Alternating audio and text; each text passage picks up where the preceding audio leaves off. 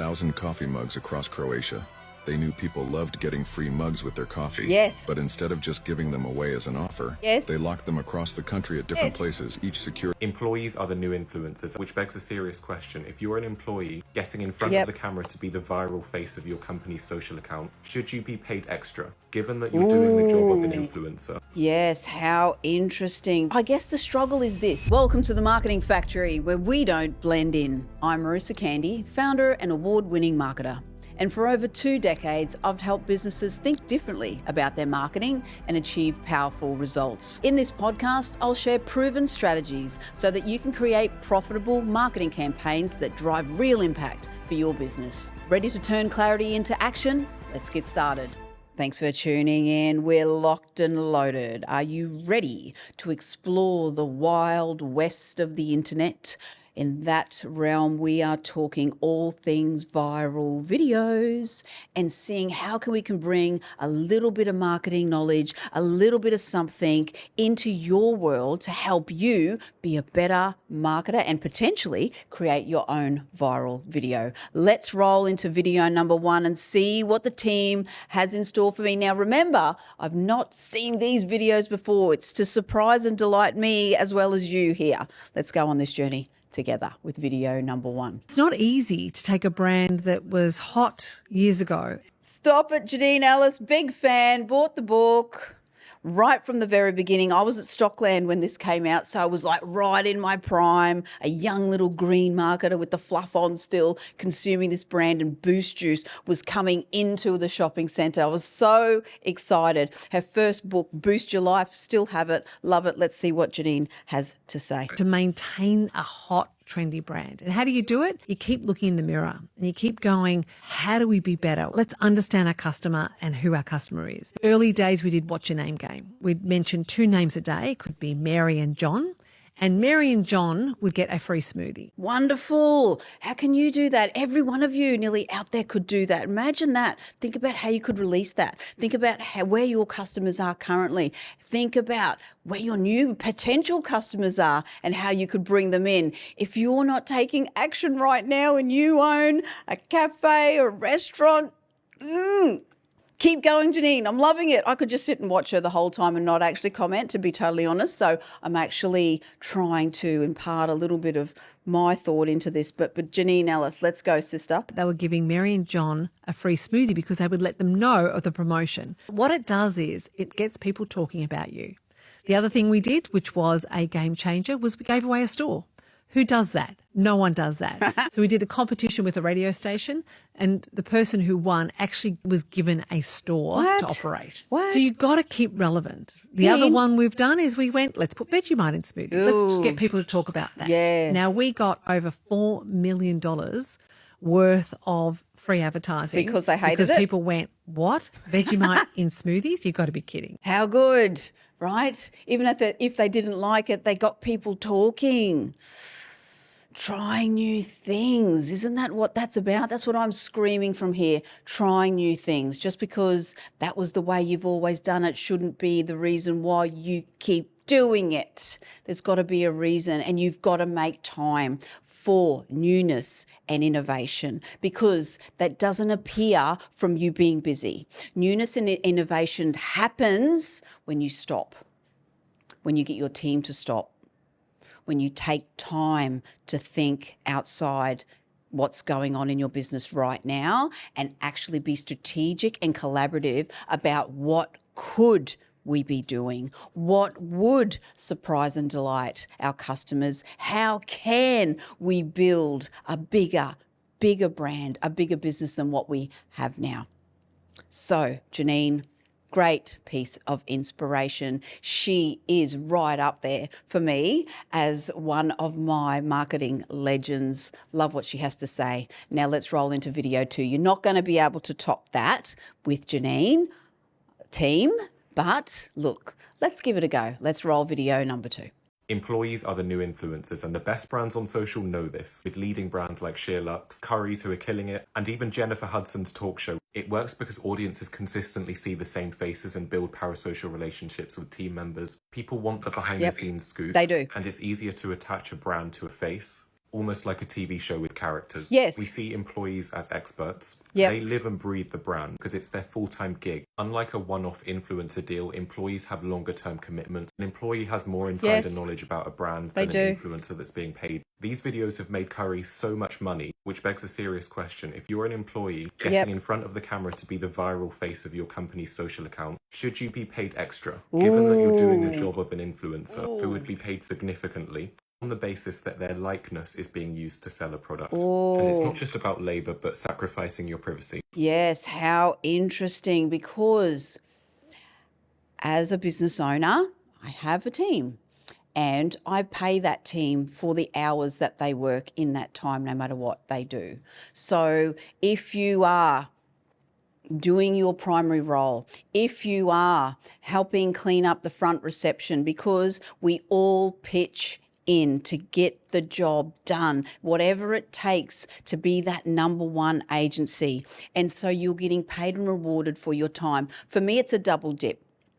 For me, if you're going to be paying someone over and above what they are currently being paid to be a micro influencer for your business, an influencer within the business, it's a bit of a double dip. But how about this? I see it from both sides. If you're someone who is willing to use your own personality to build your business brand, and if that business brand was to make and generate more sales, you don't necessarily see the profit from that. So why don't you turn it into a campaign where, or a percentage on reward? If your attachment to going online and going viral or anything like that does drive more sales, does drive more engagement, and then you ask to be rewarded more for doing so, I think that's pretty fair, you know? Maybe there's, I guess the struggle is this. Business owners know there's not a lot of team members that want to put their hand up and be on video. There's not a lot of team members that want to put their hand up and have their photo taken even. And Bunnings, the reason why they can put their ads together with all their people say, hey, I work at Bunnings, I really like it, I'm in aisle 33, because they've got so many people, right? If you've got a team of 5 or 6 and none of them want to do it, what happens next? We go searching for these AI tools and these avatars and generators that, don't even exist. And so how are you meant to make and form a relationship with your customers and an AI? It's just not going to happen. Yes, people love behind the scenes. Yes, get your team involved. Yes, reward them if you're getting good engagement. Take them out on a team lunch. Make it worth their while, because yes, people do love this type of content. Just quickly, if you're a business owner struggling to see results from your marketing, or you're overwhelmed by the thought of marketing your business, we can help. Book in a call with my team using the link in the show notes, and let's get your brand thriving without the struggle. Now, back to the episode. Ask yourself why everything's suddenly a pop-up. We've got this guy From again. Jack Moose's new beach club, raves in coffee shops, Mew Mew's book club, we're witnessing the rise of the experience economy. Really? I don't know about you, but there's pop-ups have been going on for quite some time. Now, I was repping myself back in the days, walking the shopping centre malls for centre management in the 2000s, and we had lots of pop-ups. So anyway, we're repping them now, so let's bring it back, boy. Expensive products don't cut it anymore, and recession indicators flood our feeds. The dupe market is booming. People are duping expensive handbags and perfumes, but you can't dupe an experience, and brands know this. Yes. Luxury's always been about status and access. Yes. That once came from owning things, now it's about experiences that you can share on social media. Being Yeah. part of something. Now, experiential marketing is not new, but No. the sudden pop-upification Thanks. of everything is not a coincidence. Yes, In times of that's right. recession, experiences often seem higher value than things. But it it's costs about more. invitation, permission to participate in the lifestyle without fully buying in, to be seen as part of a community. FOMO. Right. Now, okay, let's forget about me. Let's talk about you. Are you experiencing more pop-ups? I don't know. Look, we used to call them casual mall lease agreements. And I've got a friend that's just ringing to mind at the moment because she was our casual mall leasing manager and she was a gun. She went out to every other shopping centre, every other retailer and say, hey, would you like to take a casual mall leasing space? And for those that don't know what the heck I'm talking about, it's just a space in a shopping centre that you get allocated, that you can set up some signage, set up a stand, give people a little bit of an experience. Now, I don't know. I'm based in Brisbane, and maybe I don't get out a lot, but I don't know if there's an increase in pop-ups because the cost of actually pop-up production is quite high. And so a lot of the time I see them really kind of excluded to product launches, the races, they're really good ones for that, the Moe Shandon marquees and the tents and all the premium samples that you get through the malls, through our big shopping malls. So for me, in my personal journey of life, I'm seeing less brand activation than I used to see in the early 2000s. I see less of that. Is that because people are swinging all the way hard on digital and forgetting about brand experience, or am I just not actually, in my general forms of life, not coming across as many brand experiences as I used to? And look, even back in the day, I can remember walking past a donut shop and not being able to walk past without sampling something. Now I think that the only one actually doing that's Muffin Break in my world. When I walk into a shop, and tell me, write in the comments, share with me, what pop-ups are you seeing? And tell me what city you're in, where you're from, and what you're seeing to talk about these brand experiences. For me, what do I think of them? I think they're brilliant. I think they're a great way of getting your product out there. If you're a business that can offer a sample or invite people in or through an experience, you need to go out there and do it. All right, that's enough about that video. Let's roll into the next one. This is no doubt one of the best marketing campaigns ever. Nescafe did a campaign where they locked 1,000 coffee mugs across Croatia.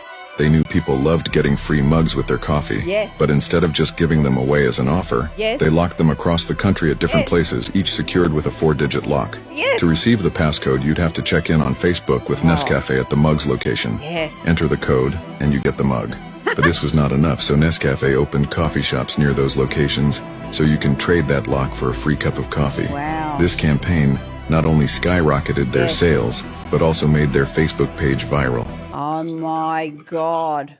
I want to run a campaign like that. What can we lock up to things? Without getting trouble by council. Could you imagine?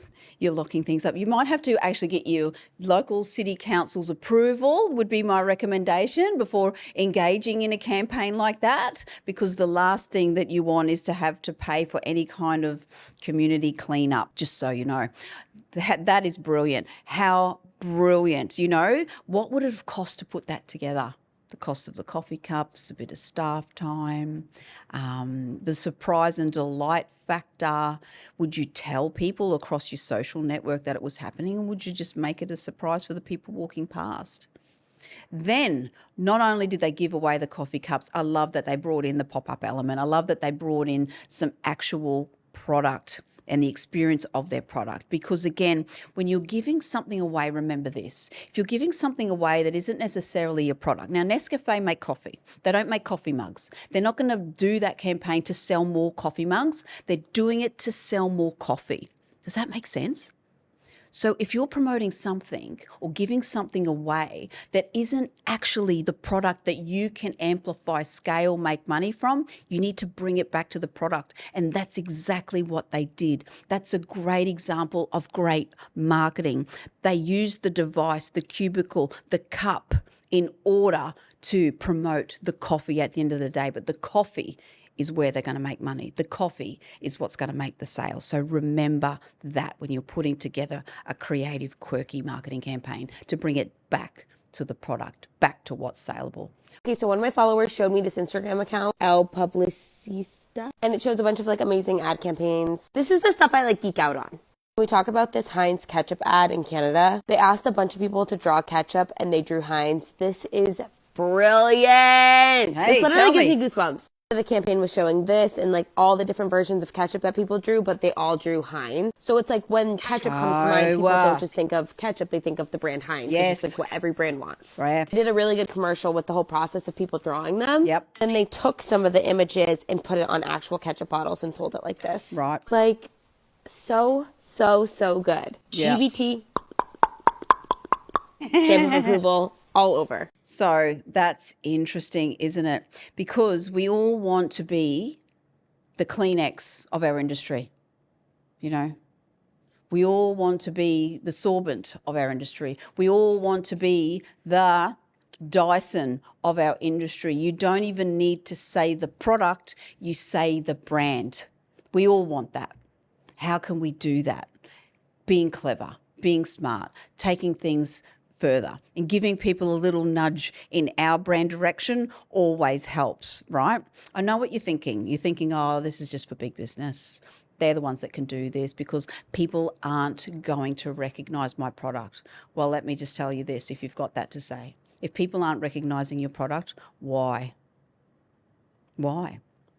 What can you do to make it look unique? What can you change? There's so much opportunity happening right now in the way we manufacture packaging, in the way we can get our products to market, that if you could change your packaging, if you could deliver your product in a different way to your competitors and make it stand out, whether it has a sustainable environmental attachment, have these things growing from out of the ground, do a campaign that's organic, sustainable, rising from the ground, rising from the earth campaign as an example, like you have the ability to do anything. I don't want you to think just because it's Heinz, just because it's a big brand, they can do these things. It takes time, patience and creativity to manifest something amazing. And if you put time to that, if you allocate 4 hours a fortnight, then brilliance can happen. Thanks for tuning in. That's a bit of a wrap up. I love seeing all the different pieces of viral videos that are hitting the internet at the moment. And look, we welcome you. If you see a viral video that's got a marketing flavor on it, I invite you to share it with me and the team. Reach out in the show notes. We love being a part of your marketing journey. Stay connected to us here at The Marketing Factory, and we'll see you next time. Thanks for tuning into The Marketing Factory. If today's episode helped bring clarity to your marketing strategy, please leave a 5-star review on Apple Podcast or Spotify. And don't forget to subscribe on your favorite platform. Stay connected with us on the socials at The Marketing Factory or at The Marketing Factory AUS, and let's keep turning clarity into action.